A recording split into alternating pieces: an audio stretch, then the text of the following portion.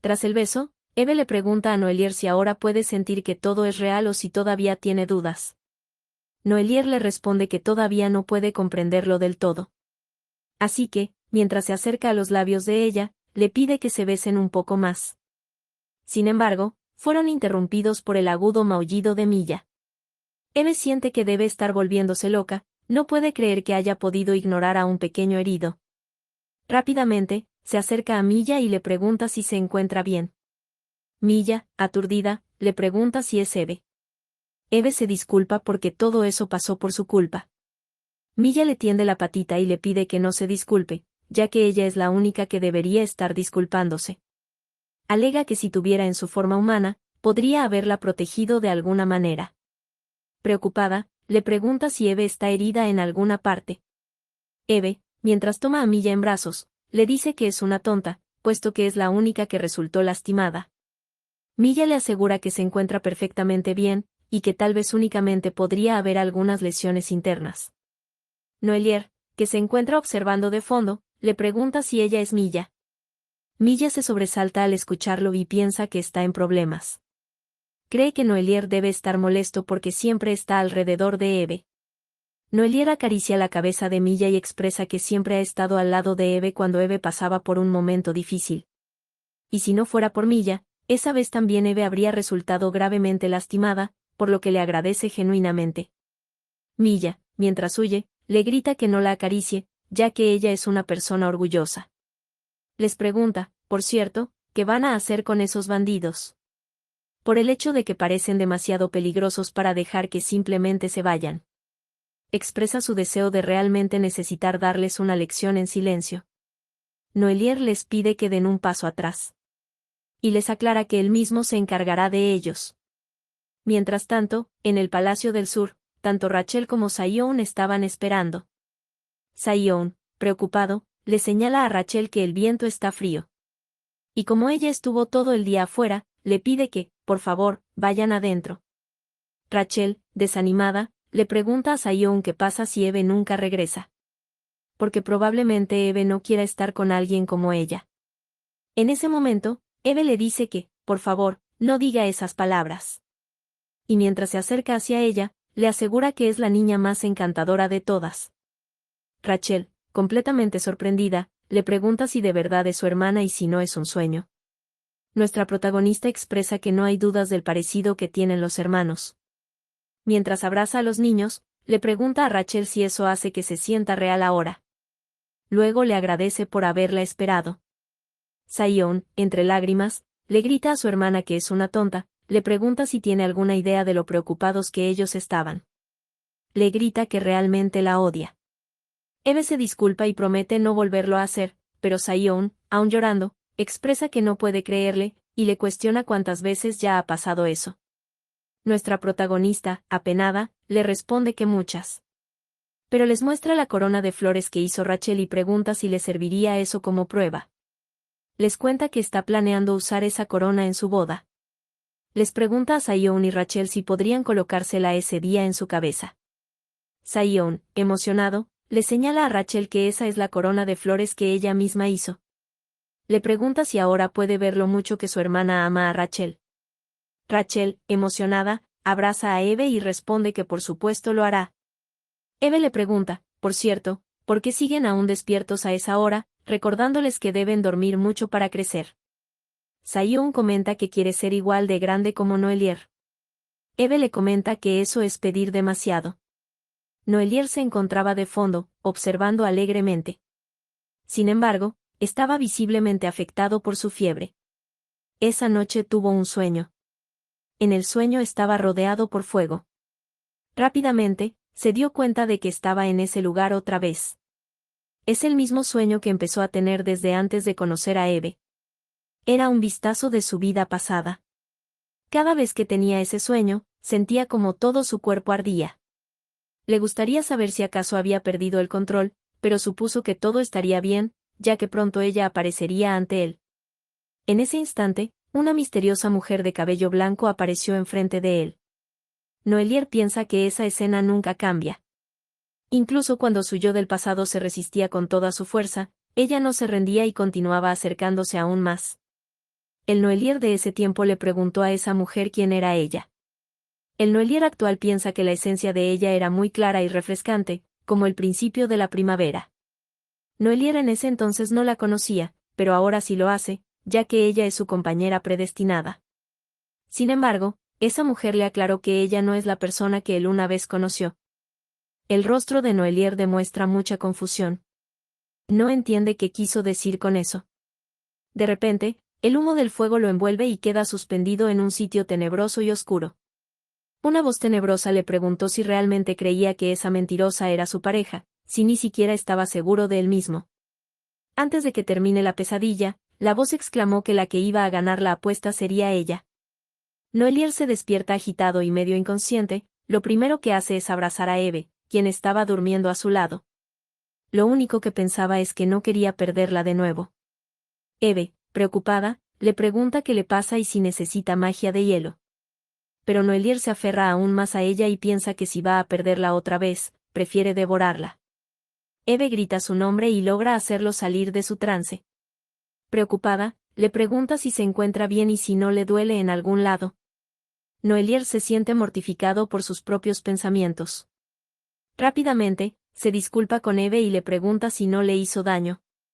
Eve le responde que se encuentra bien, solo se sobresaltó, pero le pregunta a él cómo está, ya que tiene mucha fiebre. Noelier le responde que simplemente fue una pesadilla, eso es todo. Eve, curiosa, le pregunta qué tipo de sueño tuvo, puesto que si lo cuenta, tal vez se sienta mejor. Noelier le responde que no fue nada, y le sugiere que vuelva a dormir porque debe estar cansada. Nuestra protagonista se da cuenta de que está ocultando algo, así que decide atacarlo con cosquillas. Noelier, entre carcajadas, le pregunta qué está haciendo. Eve le cuenta que ese método lo solía usar cuando Sion le escondía algo. Noelier estalla de risa por las cosquillas. Eve le comenta que de esa manera no podrá guardarle ningún secreto, y que solo tiene que decirlo para poder sentirse mejor.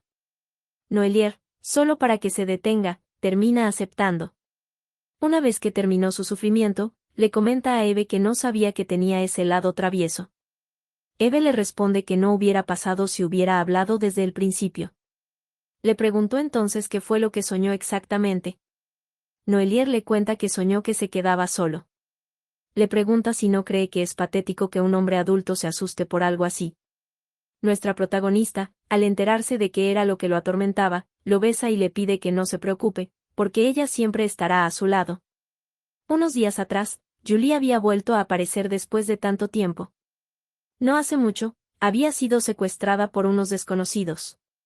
Le regalaron unas zanahorias a modo de disculpa y le aseguraron que esas zanahorias no pondrían en peligro a la señorita Eve. Es por eso que regresó con regalos después de un breve descanso. Llegó con mucho entusiasmo, pero se encontró con un ambiente sombrío.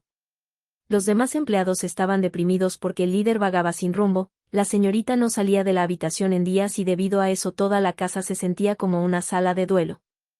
Julie, preocupada, les preguntó qué estaba pasando.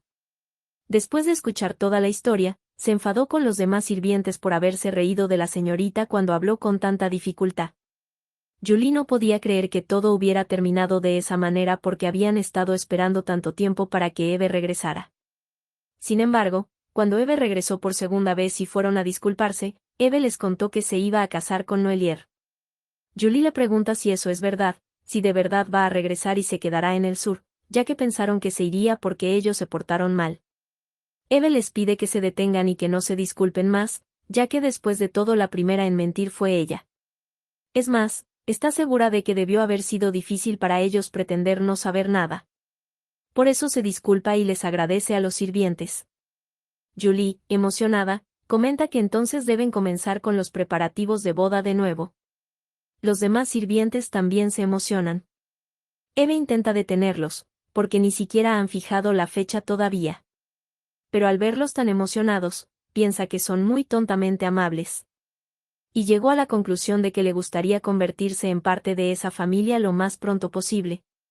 Unos días después regresó al mundo de los humanos. Su abuela la recibió como su pequeña cachorra. Le preguntó si todo salió muy bien con el líder.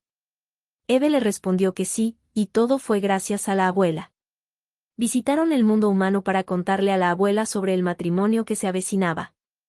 Y en esa visita, la abuela por fin pudo conocer al pequeño Saiyón. La abuela le comentó que también se parecía mucho a Aiden y expresó que tenía muchas ganas de conocerlo. Rachel, quien también había llegado para acompañar a Saiyón y a Eve, saluda a la reina y expresa que es un honor conocerla. La reina se sorprende de que la joven hermana del líder dragón haya ido a visitarla también. Rachel tímidamente se presenta como Rachel Ramiere. Nerviosa, le pregunta si está planeando quedarse con su hermana y con Saiyón. La reina le responde que no y le explica que ella simplemente quiere que su familia sea feliz. Y la felicidad de Eve y de Saiyón está en el sur. Le pregunta a Eve si no es así. Eve asiente con la cabeza, indicando que es correcto. Eso alivió el corazón afligido de la pequeña Rachel. Le promete a la abuela que no dejará que su hermana levante ni un dedo. Y Saiyón promete ayudar a Rachel. La reina exclama que son realmente adorables. Les comenta que entonces ella deberá recompensarlos y les pregunta si les gustaría explorar el castillo real con la abuela. Ambos niños responden que sí. La reina, mientras le guiña un ojo a Eve, le pide que mientras tanto descanse un poco. Eve piensa que su abuela es un genio. De una forma natural, le dio tiempo libre. Mientras estaba pasando la tarde con los niños, la abuela le hizo una pregunta a Rachel. Le preguntó si acaso a ella le gustaba Saiyón. Rachel, avergonzada y completamente sonrojada, le respondió rápidamente que no. Pero Saiyón la sorprendió con un lindo gesto obsequiando un ramo de rosas. La abuela, que se percata de todo, solo ríe pensando que son muy lindos. Durante el atardecer, los pequeños dormían. Eve comenta que ya casi es hora de partir, pero duermen tan profundamente que le da pena despertarlos. La abuela expresa que es una lástima que ya se haya hecho tarde. Eve le comenta que, por cierto, tenía algo que le gustaría pedir con respecto a la ceremonia. Le pregunta si ella podría acompañarla en su entrada en lugar de su padre. Esa solicitud tomó por sorpresa a la reina. Con la voz entrecortada, le responde cómo podría atreverse y con qué derecho podría reemplazar el lugar que le pertenecía a Aiden. Eve toma la mano de su abuela y le responde que es natural caminar al altar con la familia. La abuela comprendió entonces que Eve ya la consideraba parte de su familia y por eso no pudo evitar que sus lágrimas escaparan. Mientras le da un tierno abrazo, le agradece por considerar a alguien como ella de la familia. Al caer la noche, Noelier fue hasta el mundo humano para recoger a Eve y a los niños. El problema es que, debido a la larga historia de no comunicación entre humanos y dragones, las cosas eran bastante incómodas entre Noelier y la abuela. La reina le preguntó a Noelier si debía llamarlo yerno, a lo que Noelier, incómodo, le pidió que lo llamara como le fuera más cómodo. Eve tiene la esperanza de que el tiempo ayudará a cerrar la brecha entre el mundo humano y el de las bestias algún día. Saiyón, antes de partir, preguntó si podía quedarse en el mundo humano un poco más. Comenta que escuchó que el cuarto en el que durmió la siesta era originalmente de su padre. Y pregunta si puede quedarse un poco más, ya que quiere estar más tiempo con papá. La reina les dice que si Noelier y Eve no tienen ningún inconveniente, ella puede seguir cuidando a los niños, pues imagina que los dos deben estar ocupados. Eve le respondió que si ella podía, entonces lo apreciaría. Le pregunta a Rachel qué es lo que piensa ella. Rachel le responde que ella está bien y que no quiere ser una molestia para la abuela, puesto que debe estar ocupada, por lo que no quiere quedarse. Además, señala que Saiyón seguramente también extraña a su familia y no quiere ser una carga. Eve se acerca a Rachel y le aclara que entonces, con más razón, debería quedarse con Saiyón, a lo que Rachel se muestra confundida. Eve le cuenta que, si ella y Noelier se casan, ambos, Saiyón y Rachel, se convertirán en familia. Y que eso solo sería una práctica previa. Además, le asegura que la abuela también estará feliz de ser familia de Rachel también. La abuela, bromista, le responde que, por supuesto, una nuera tan linda siempre será bienvenida. Rachel se puso roja como tomate al escuchar que la llamó nuera. Eve, antes de irse, le pide a la reina que cuide bien de los niños. La abuela le asegura que no tiene que preocuparse y le pide que le mande una carta en cuanto fijen la fecha. En eso, Saiyón le pregunta a Rachel cuándo se casarán ellos. Rachel, aún incómoda e indignada, le cuestiona por qué se deberían casar. Nuestra protagonista comprende de dónde sacó el lado bromista su papá. Noelier le pregunta a Eve si deberían partir, a lo que Eve le responde que sí. En ese momento, la abuela nota que Noelier luce un poco extraño y le pide que aguarde un momento. Le pregunta a su yerno si está enfermo, ya que está temblando. Noelier le responde que solo está un poco cansado, porque estuvo trabajando hasta antes de llegar hasta allí. La abuela no se traga esa excusa, pero lo deja pasar y le pide que cuide de su salud. Unos días después, en el Palacio del Sur, Noelier les comenta a Eve que sus orejas de lobo han desaparecido. Eve, frustrada, le dice que ahora tendrán que ajustar el velo una vez más. Noelier le comenta que entonces le subirá el sueldo a los empleados. Eve le señala que esa es una solución muy materialista. Noelier señala que, de hecho, el diseño del vestido probablemente aún no ha sido decidido y que deben estar buscando algo que le quede perfecto, a lo que Eve le da la razón. En ese momento, alguien fuera de la habitación llama al líder. Noelier, desanimado, expresa que no quiere ir, ya que tiene demasiado trabajo que hacer. Eve le dice que no debe descuidar sus deberes como el rey del reino de las bestias. Antes de salir, Eve le da un besito y le desea que tenga ánimos ese día y promete que se verán de nuevo alrededor del anochecer. Noelier, encendido, le pregunta si acaso eso fue una despedida o una provocación. Durante esos días, Noelier se volvió extremadamente ocupado, manejando actividades sociales y administrando la distribución de las invitaciones a la boda, además de sus tareas habituales. Eve quería ayudar, pero no estaba lo suficientemente familiarizada con los asuntos del sur. Pero de todas maneras, ella se encargó de su lado de la boda, que también era igual de demandante. Todos los días se peleaban por saber cuál vestido encajaría perfectamente en ella. Estaba exhausta tras haberse probado 84 vestidos de novia, no se podía mover en lo más mínimo. Unos días después, debido a la mala cara que tenían, Milla les cuestiona si se encontraban bien. Eve puede entenderlo, pero les pregunta por qué el líder se encarga también de los deberes de su hermana. Noelier le comenta que normalmente Rachel debería estar manejando los asuntos sociales. Pero con una mirada seria, expresa que no puede dejar que su hermana pequeña se enfrente a esos adultos maliciosos y Rachel no debería preocuparse por nada. Milla piensa que está siendo demasiado sobreprotector. Eve le da completamente la razón a Noelier. Porque pensando en las pequeñas manos de Sion, escribiendo decenas de cartas para agradar a los adultos, simplemente preferiría ser ella quien se encargue de ello. Milla le responde que aún así deberían cumplir con sus propios deberes. Eve le comenta que está segura de que Sion y Rachel lo harían si se lo pidieran, pero los niños deberían ser simplemente niños. Cuando sean adultos, tendrán suficientes dificultades por las cuales atravesar. Milla comenta que por supuesto sabía que diría eso, y que no debió haber dicho nada. En ese momento, de repente la transformación de gato de Milla desaparece y vuelve a su forma humana. Obviamente, Eve, al estar cargando a Milla, se tambalea y se cae al piso. Noelier señala que parece que el efecto de las hierbas se terminó. Mientras contiene su risa, le pregunta a Eve si se encuentra bien y si quiere algo de ayuda. Eve, enojada, le pide que primero deje de reírse y se acerque a ayudarla. Milla se disculpa con Eve y le explica que debió haber calculado mal el tiempo. Le informa que volverá a convertirse en gato de nuevo.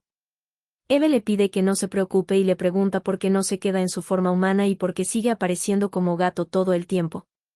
Milla, apenada, le responde que es porque le gustaría quedarse en ese lugar más tiempo, y si no es un gato, probablemente ella deje de quererla. Le pregunta si no es así. Eve le pregunta de qué está hablando y le comenta que justo estaba preocupada porque sentía que la estaba reteniendo demasiado. Milla le responde que no se preocupe, ya que de todas maneras tampoco es que tuviera un hogar al que regresar. Eve se muestra confundida y le pregunta si acaso no tenía un apellido. Milla responde que sí, y como verá, es Tuna. Pero esa no es su familia real. Todo empezó un día cuando una mujer la encontró en la calle y sin rumbo, y simplemente la acogió. El oeste es conocido como el centro del comercio de los hombres bestias. Se podría decir que todos los productos del mundo pasaban primero por ese lugar. Sin embargo, donde se reúne el capital, también se reúne el deseo. Y eventualmente, hasta se empezó a comprar y a vender hombres bestias. Cuando eso se volvió demasiado excesivo, el líder occidental prohibió la esclavitud. Pero algunas personas poderosas e influyentes comenzaron a adoptar huérfanos con el pretexto de salvarlos y solían usarlos como sirvientes. Sin embargo, como era un método que parecía inobjetable a primera vista, el líder únicamente pudo establecer 2 reglas. Una regla era que únicamente se permitían hasta 3 adoptados por familia. Y la segunda regla era que no se podían adoptar 2 a la vez. Al alcanzar la mayoría de edad, los adoptados debían volverse independientes. Y Milla fue, en su familia, la segunda adoptada. Su madre adoptiva expresó, con un rostro indiferente, que necesitaba un nombre apropiado para poder llamarla. Y así fue como la nombró Milla Tuna. Milla, en ese entonces, lo único que quería era ser querida por su primera familia. Sin embargo, la primera reacción de su madre adoptiva fue observarla con disgusto mientras exclamaba que no podía verla de esa manera. Le arrojó una bolsa y le ordenó que comiera eso, porque un tuna no se podía ver tan miserable. Milla lo reconoció de inmediato. Era la hierba instintiva. Su madre adoptiva le explicó que, aunque la trajo hasta allí porque necesitaba de alguien que se encargara de las tareas problemáticas, en ese momento, solo estaba ensuciando el nombre de la familia, y era una carga. Así que le pidió que no causara problemas, ni que fuera una molestia. Ahí fue cuando Milla comprendió que en esa casa era solo la cola, la que se encargaba en secreto de los asuntos turbios de la familia. Alguien que podrían cortar en cualquier momento. Y la razón por la que no escapó, a pesar de ese maltrato, fue porque quería ver más la sonrisa de su madre que a veces le daba cuando Milla hacía un buen trabajo. Se ponía feliz cuando la elogiaba por trabajar limpiamente y por la utilidad que tenía. Debido a eso, Milla empezó a desear que solo le sonriera a ella. Como había estado sola desde que nació, pensó que esa era la forma de una familia normal. Ahora se siente tonta por haber pensado de esa manera. Un día, se dirigió a terminar un trato con otro grupo de comerciantes. En ese momento, vio a un grupo de niños molestando a otro. Milla se molestó porque otra vez esos tipos estaban metiéndose con un niño inocente. No entendía por qué seguían así con su vida. Supuso que lo mejor sería alejarse antes de que eso le salpicara. En ese momento, un adulto intervino en la pelea y le gritó a esos malditos callejeros. Cubriendo al pequeño, les cuestionó quiénes se creían que eran para golpear a su precioso hijo. Les sugirió que, si tenían ganas de pelear, que lo hagan entre ellos. Debido a la provocación, los maleantes dirigieron sus golpes hacia él. Milla decidió dar la media vuelta y se fue hacia algún lado. Al poco tiempo, trajo consigo unos guardias para detener esa pelea. Luego ayudó tanto al padre como al hijo con las heridas. Les comentó que por suerte no había ninguna fractura. El padre le preguntó si estaba cerca, ¿por qué no los ayudó? Milla le explicó que llamó a los guardias y además lo trató, preguntó qué más quería. Con curiosidad, le cuestionó por qué se metió si sabía que no iba a poder contra ellos, ya que esos tipos solamente se alborotarían más si él reaccionaba. Además, a juzgar por cómo lo trataron, ese niño no pareciera que fuera su hijo biológico. El joven le comentó que, aunque no llevaran la misma sangre, seguía siendo parte de su familia. Por eso, cuando lo ve herido le duele, y cuando se le marca un moretón le duele aún más. Le aseguró que preferiría que lo golpearan a él antes que a su hijo, y estaba seguro de que sus padres también sentían lo mismo por ella. Después de ese día, Milla observó con más atención a las personas cada vez que hacían un recado. Pudo ver cómo los padres protegían a sus hijos y cómo los hijos respetaban a sus padres. Y así, con tantas historias que escuchaba, también empezó a trabajar como informante. La mayoría de la información que querían sus clientes, eran los puntos débiles de sus enemigos. Y en casi todos los casos, sus puntos débiles eran sus propias familias. También hubo otra cosa que aprendió. Un día, su madre adoptiva la halagó diciendo que conseguir esa información debió haber sido difícil, pero aún así lo logró. Luego le dijo que podía retirarse. Milla, un poco preocupada, le preguntó a su madre si alguna vez llegara a sufrir un accidente grave y se volviera inútil, ¿qué es lo que haría? Aclara que sabe que es una suposición absurda, pero supuso que debía tener un plan por si ella desapareciera. La madre adoptiva, indiferente, señaló que estaba haciendo una pregunta muy obvia, ya que obviamente prepararía la siguiente adopción. Milla le preguntó si de verdad no sentía ni un poco de cariño hacia ella. La madre adoptiva le comentó que estaba diciendo exactamente lo mismo que dijo el primer adoptado. Con una mirada fría, le preguntó si de verdad creía que una adopción formal le hacía parte de la familia.